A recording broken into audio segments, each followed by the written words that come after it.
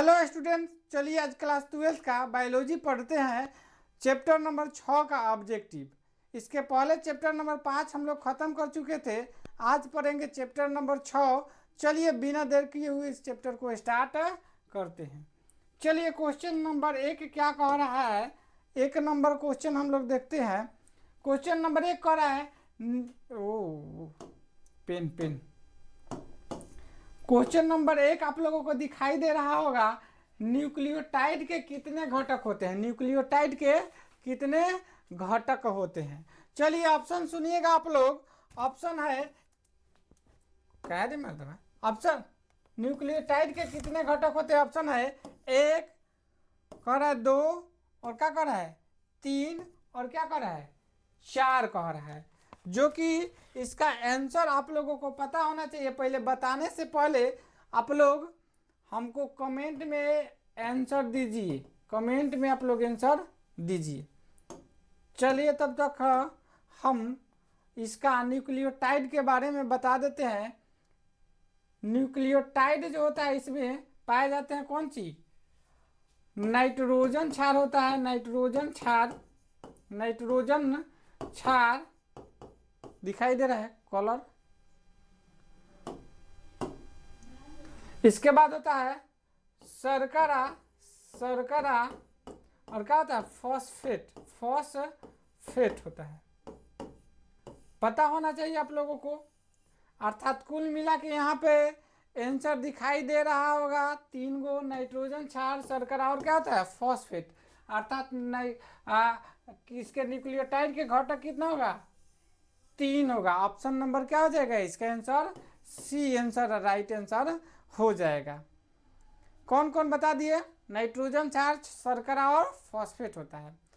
चलिए question number 2 की तरफ चलते हैं। आज वाला क्वेश्चन नंबर 2, नाइट्रोजन क्षार कितने प्रकार के होते हैं? नाइट्रोजन क्षार कितने प्रकार के होते हैं? ऑप्शन सुनिए 1, 2, 3 और क्या कह रहा है 4 कह रहा है। जो कि आप लोगों को पता होना चाहिए। इसका नाइट्रोजन क्षार कौन कौन होता है पता होना चाहिए। 2 प्रकार का होता है। एक होता है प्यूरिन और होता है पायरीमिडीन। क्या होता है? पायरीमिडीन होता है।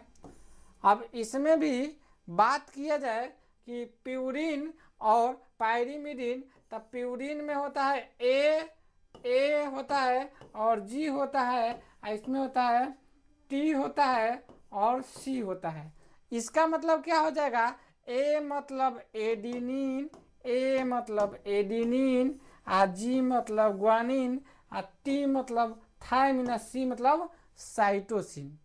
बात समझ में आ रहा है? उम्मीद है कि इस चीज को आप लोग समझ पा रहे होंगे। अब देखिए इसके अनुसार इसका आंसर हो जाएगा ऑप्शन नंबर क्या हो जाएगा? बी हो जाएगा। ऑप्शन नंबर इसका आंसर बी हो जाएगा। उम्मीद है कि इस चीज को आप लोग समझ पाएंगे। थोड़ा वीडियो दबा के शेयर कीजिए आप लोग।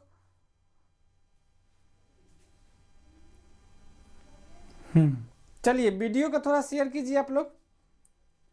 क्वेश्चन नंबर 3 की तरफ चलते हैं। क्वेश्चन नंबर 3 क्या कह रहा है कि एक न्यूक्लियोसोम में नाइट्रोजनी बेस जोड़े की कितनी कुंडली रहती है? क्वेश्चन क्या कर रहा है? एक न्यूक्लियोसोम में नाइट्रोजनी बेस जोड़े की कितने कुंडली रहते हैं? ऑप्शन सुनिएगा 100, 200, 300 और क्या कर रहा है 400। क्या कर रहा है 400। जो कि इसका सही आंसर हो जाएगा option number B right answer हो जाएगा। क्या हो जाएगा? Option number B right answer हो जाएगा। कलर चेंज करना पड़ेगा कलम का, क्योंकि दिखाई थोड़ा कम दे रहा है। ऑप्शन नंबर क्या हो जाएगा? बी हो जाएगा। थोड़ा देखिए, हाँ ये बात रहा। अब चलिए आज का क्वेश्चन नंबर 4 की तरफ चलते हैं।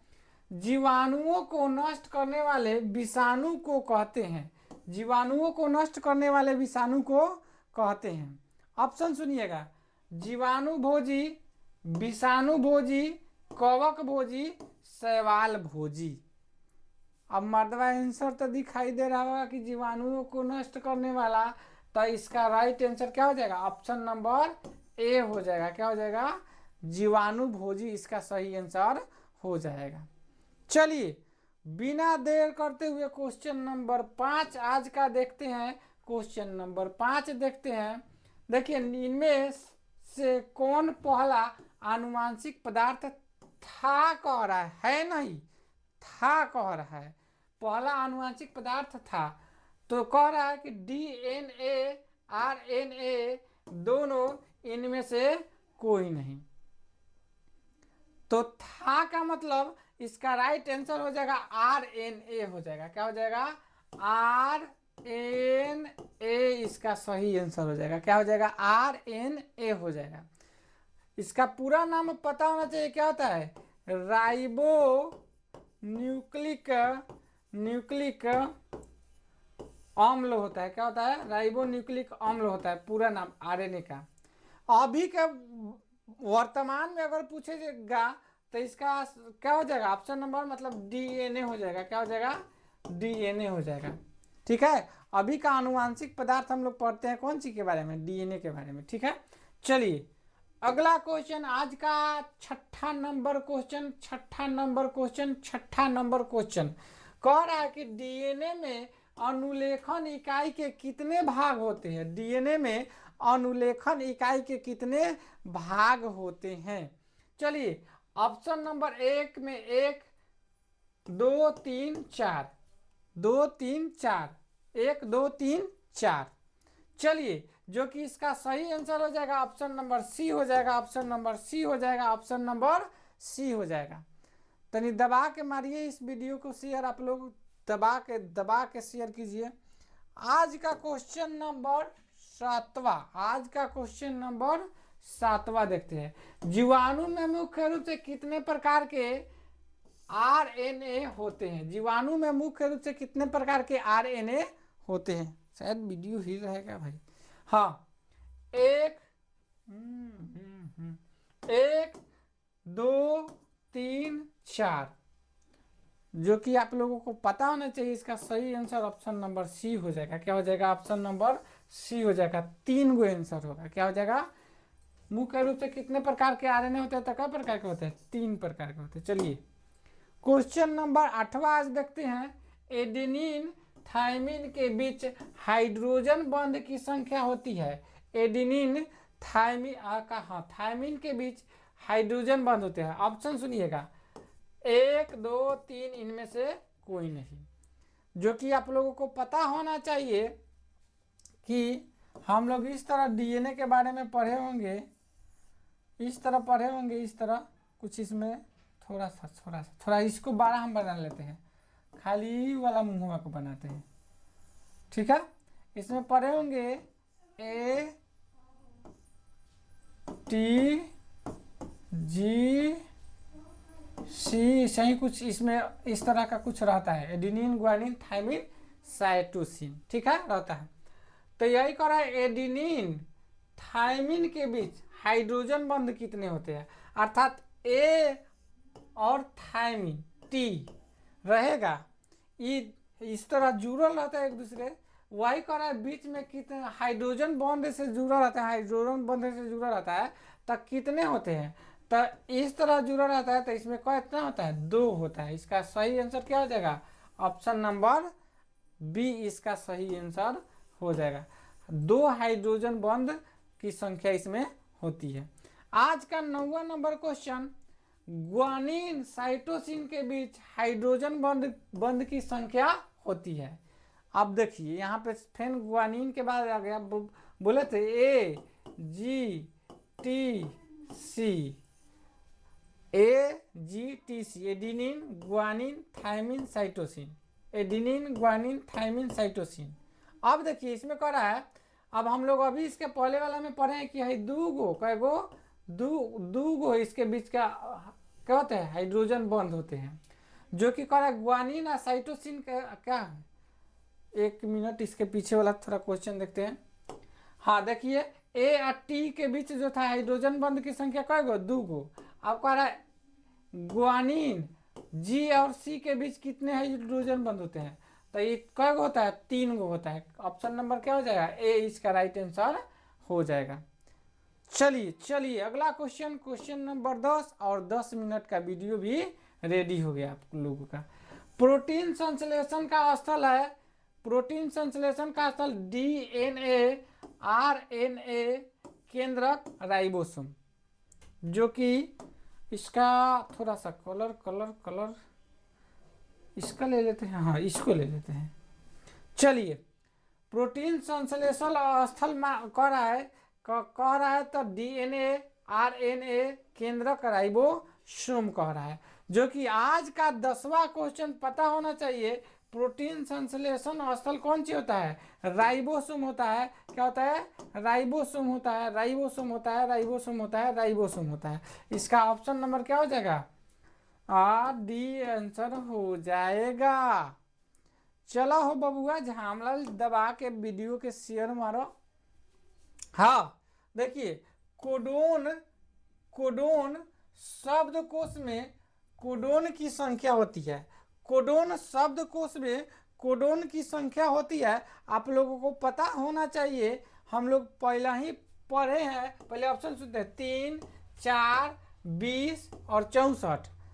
अभी पढ़े होंगे, पढ़े होंगे आप लोग अनुवांशिक, अनुवांशिक कोड या इसको कूट भी बोलते हैं, में कितने कोडोन की संख्या होती है। अनुवांशिक कोडोन में कितने कोड में कितने कोडोन की संख्या होते हैं मालूम होना चाहिए आप लोगों को। इसका सही आंसर ऑप्शन नंबर डी हो जाएगा, 64 होता है। कितना कितना होता है, 64 होता है।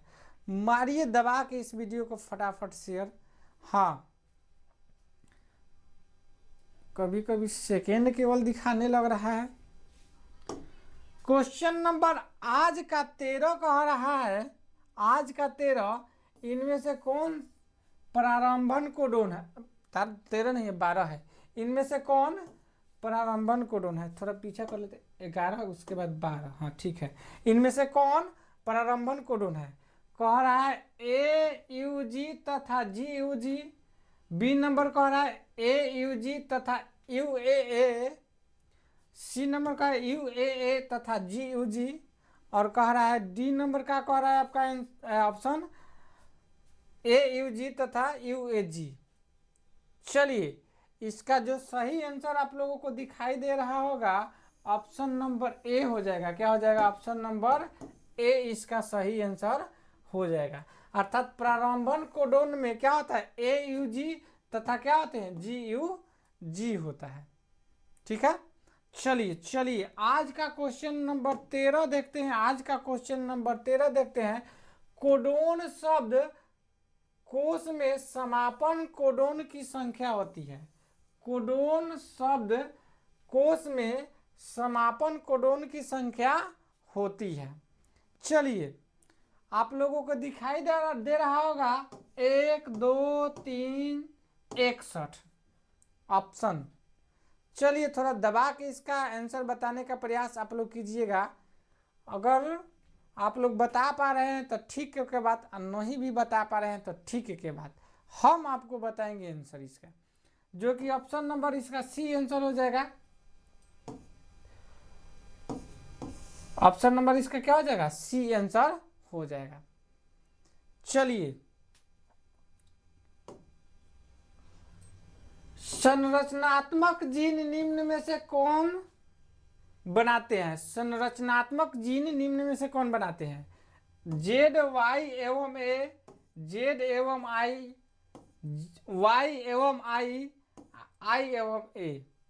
संरचनात्मक जीन का बात कर रहा है तो इसका राइट आंसर हो जाएगा ऑप्शन नंबर ए हो जाएगा, Z Y एवं क्या हो जाएगा, A इसका आंसर हो जाएगा। चलिए आज का 15 नंबर क्वेश्चन देखते हैं। थोड़ा सा इधर आके वीडियो देख लेते हैं हम, बन रहा है कि ना। चलिए बन रहा है वीडियो। कह रहा है प्रत्येक जीन में औसतन नाइट्रोजन क्षार की संख्या होती है। प्रत्येक जीन में औसतन नाइट्रोजन क्षार की संख्या होती है। क्वेश्चन सुनिए और ऑप्शन सुनिए। 3330 और 3 कह रहा है। जो कि आप लोगों को दिखाई दे रहा होगा, हर एक ऑप्शनों में 3-3 है। एक घुमौवल क्वेश्चन है, इसमें ज़्यादा कुछ झंझट नहीं है, ये खाली घुमौवल पूछ दिया, 3-3-3-3-3 एकदम मार दिया है सब में ऑप्शन। ये भूलौवल क्वेश्चन है, भुलाने के लिए आप लोगों को प्रयास कर रहा है, जो कि इसका राइट आंसर हो जाएगा ऑप्शन नंबर क्या हो जाएगा, ए इसका राइट आंसर हो जाएगा। 3000 हो जाएगा, कितना हो जाएगा 3000। आज का क्वेश्चन नंबर 16 देखते हैं। mRNA से प्रोटीन संश्लेषण की क्रिया को कहते हैं। mRNA से प्रोटीन संश्लेषण की क्रिया को कहते हैं। mRNA का पूरा नाम पता होना चाहिए, मैसेंजर RNA हो जाएगा, मैसेंजर ओ ग्रेम माता मैसेंजर RNA के पूरा नाम अभी बतेबे के राइबोन्यूक्लिक एसिड आप लोगों को पता होना चाहिए। ऑप्शन सुनिएगा, ऑप्शन क्या कर रहा है, ट्रांसक्रिप्शन, ट्रांसलेशन और ट्रांसफॉर्मेशन और ट्रांसलोकेशन ऑप्शन क्या कह रहा है। अब सुनिएगा, अब इसका आप लोग थोड़ा सा हमारा ऑफलाइन का जो भी स्टूडेंट होगा लोग, उनको मालूम होना चाहिए ये खूब बढ़िया से हम पढ़ाए थे कि नहीं। आप लोगों को अगर पढ़ाए थे तो इसका आंसर आप लोग पहले बताने का प्रयास कीजिए। जो भी स्टूडेंट हमारे वीडियो से जुड़े हैं, मेरा ऑफलाइन वाला स्टूडेंट है, वो ज़रूर इस वीडियो को मतलब हमारे आंसर देने से पहले आप आंसर देने का प्रयास कीजिएगा। चलिए आंसर दीजिए, इसका कमेंट में फटाफट आंसर दीजिएगा आप लोग। हाँ, तो इसका जो राइट आंसर हो जाएगा क्या हो जाएगा, ट्रांसलेशन हो जाएगा। क्या हो जाएगा, ऑप्शन नंबर बी इसका राइट आंसर हो जाएगा, ट्रांसलेशन। आइए क्वेश्चन नंबर 17 की तरफ चलते हैं। डीएनए से एमआरएनए बनने की क्रिया को कहते हैं, डीएनए से एमआरएनए बनने की क्रिया को कहते हैं। दम फटाफट आंसर मारते चलिए। करा ट्रांसक्रिप्शन, ट्रांसलेशन, रूपांतरण और ट्रांसडक्शन। चलिए फटाफट आंसर इसका भी बताए थे, एक ही जगह सब बताए होंगे, आप लोगों को पता होना चाहिए। क्वेश्चन नंबर 17 का आंसर ए ऑप्शन नंबर हो जाएगा, ट्रांसक्रिप्शन हो जाएगा। क्या हो जाएगा, ट्रांसक्रिप्शन इसका राइट आंसर हो जाएगा। चलिए आज का क्वेश्चन नंबर 18 देखते हैं। लैक ऑपरेन में कितने संरचनात्मक जीन पाए जाते हैं, लैक ऑपरेन में कितने संरचनात्मक जीन पाए जाते हैं। चलिए कह रहा है 1 3 5 7, 1 3 5 7, जो कि ऑप्शन दिखाई दे रहा है। चलिए इसका सही आंसर हो जाएगा ऑप्शन नंबर बी। थोड़ा दबा के मारिए से, और आप लोगों को इसका आंसर कितना हो जाता है, 3 होता है। कितना होता है, 3 होता है। चलिए क्वेश्चन नंबर आज का 19 नंबर देखते हैं। आज का 19 नंबर क्वेश्चन देखते हैं। डीएनए के छोटे छोटे टुकड़ों को निम्न में से कौन जोड़ता है, डीएनए के छोटे छोटे टुकड़ों को निम्न में से कौन जोड़ता है। कह रहा है RNA polymerase, DNA polymerase, topoisomerase, DNA ligase. चलिए मारिए दबा के शेयर, इसका राइट आंसर हो जाएगा, क्या हो जाएगा, डीएनए लाइगेज आंसर हो जाएगा। अर्थात ऑप्शन नंबर डी इसका आंसर, ऑप्शन नंबर कितना हो जाएगा, डी इसका राइट आंसर हो जाएगा। 19 क्वेश्चन 19 मिनट में कंप्लीट। प्रोटीन संश्लेषण के दौरान दो अमीनो अम्लों के बीच, प्रोटीन संश्लेषण के दौरान दो अमीनो अम्लों के बीच किस प्रकार के बंध बनता है, किस प्रकार के बंध बनता है। कह रहा है कि हाइड्रोजन, न्यूक्लियोसाइड, न्यूक्लियोटाइड और क्या कर रहा है, पेप्टाइड। चलिए थोड़ा सा इधर मच्छर उच्छर उड़ रहा है। हाँ, तो इसका जो सही आंसर आप लोगों को बता सकते हैं, यानी प्रोटीन संश्लेषण के दौरान अमीनो अम्लों के बीच किस प्रकार के बंध बनते हैं, तो क्या होता है, पेप्टाइड होता है। ऑप्शन नंबर क्या हो जाएगा, ऑप्शन नंबर डी इसका राइट आंसर हो जाएगा। चलिए 20 नंबर क्वेश्चन 20वां मिनट में खत्म। ऑपरेंट मॉडल को किसने प्रस्तावित किया था? ऑपरेंट मॉडल को किसने प्रस्तावित किया था? वाटसन एवं क्रिक, जैकब एवं मोनोद, ब्रिटन एवं डेविडसन, मेंडल एवं खुराना। अरे मर्दवा फटाक देखा आंसर मारो, पता होना चाहिए इसका। ऑप्शन नंबर क्या हो जाएगा? बी आंसर हो जाएगा। ऑप्शन नंबर क्या हो जाएगा? बी इसका राइट आंसर हो जाएगा। चलिए 21 नंबर क्वेश्चन 21 मिनट में खत्म। प्रोटीन संश्लेषण में अमीनो अम्ल को सक्रिय करने की किसकी आवश्यकता होती है? प्रोटीन संश्लेषण में अमीनो अम्ल को सक्रिय करने की किसकी आवश्यकता होती है? मच्छर बैठ रहा है, काट देगा, मतलब सबसे बड़ा घाटा होगा।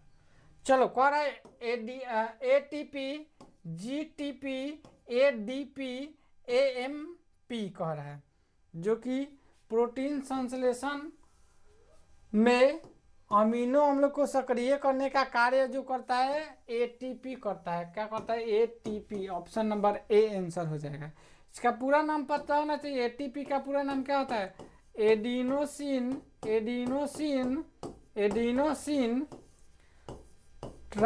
ट्राइफॉस्फेट।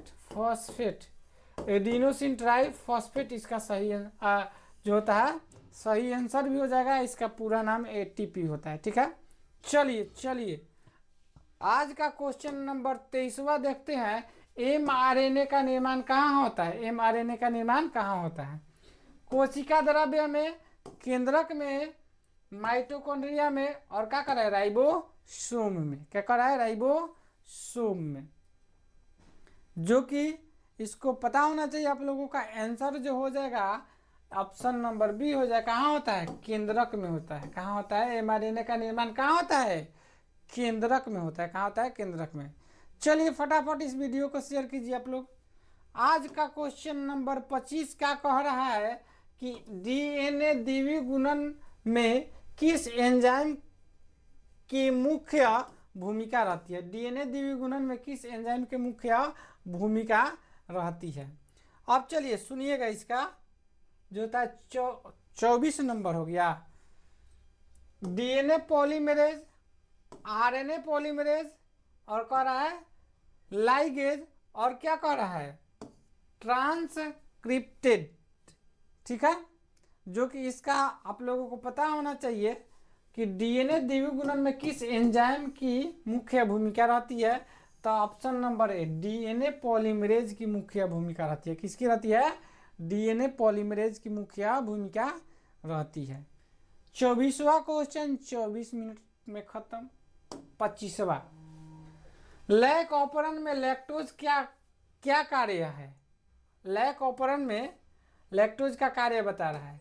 नियंत्रक, अवरोधक, प्रेरक, ये सभी। चलिए फटाफट बताइए। अगर नहीं बताते हैं तो हम आपको बताएंगे। ठीक है, तो आप लोग बताइए फटाफट। नहीं बताइएगा तो ऑप्शन नंबर इसका सी हो जाएगा। ऑप्शन नंबर क्या हो जाएगा? सी इसका सही आंसर हो जाएगा। चलिए 25 नंबर क्वेश्चन खत्म हो गया। अब कह रहा है एक जीन एक एंजाइम सिद्धांत के प्रतिपादक थे। एक जीन एक एंजाइम सिद्धांत के प्रतिपादक थे। टेमिन एवं बेल्टीमोर, बीडल एवं टैटम, मोसेल्सन एवं स्टॉल, एवरी एवं मैकार्थी। ठीक है, चलिए इसका जो सही आंसर आप लोगों को पता होना चाहिए। मर्दवा सेकेंडरी बार बार खाली दिखा रहा है। हाँ चलिए, जो कि इसका सही आंसर आप लोगों को पता होना चाहिए। ऑप्शन नंबर क्या हो जाएगा? बी हो जाएगा, बीडल एवं टैपिटम। अरे मारा भैया, मरकरी आगे लगा है, पलट गया मरकरी। ठीक है, डरा गए हैं हम। चलिए, जंक DNA निम्न में से किसे कहा जाता है? जंक DNA निम्न में से किसे कहा जाता है? आज का 27वां क्वेश्चन हिस्टोन प्रोटीन, कोडिंग क्रम, नॉन कोडिंग क्रम और क्या करा है, प्रमोटर जीन, जो कि आप लोगों को पता होना चाहिए। शायद वीडियो क्वालिटी में कुछ अंतर आया, मेरा मरकरी गिर गया, इसी के कारण थोड़ा वीडियो क्वालिटी में अंतर आया। हाँ चलिए, यहाँ पे दिखाई दे रहा होगा जंक डीएनए में निम्न में से किसे कहा जाता है, तो ऑप्शन नंबर सी हो जाएगा, नॉन कोडिंग हो जाएगा। इसके आंसर क्या हो जाएगा, नॉन कोडिंग हो जाएगा।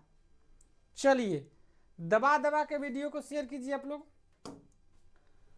डीएनए फिंगरप्रिंटिंग का कार्य, एकदम हलवा क्वेश्चन, हलवा क्वेश्चन मुंह में रखो दबा के खा जाओ, ऐसा क्वेश्चन कभी नहीं भेटाएगा।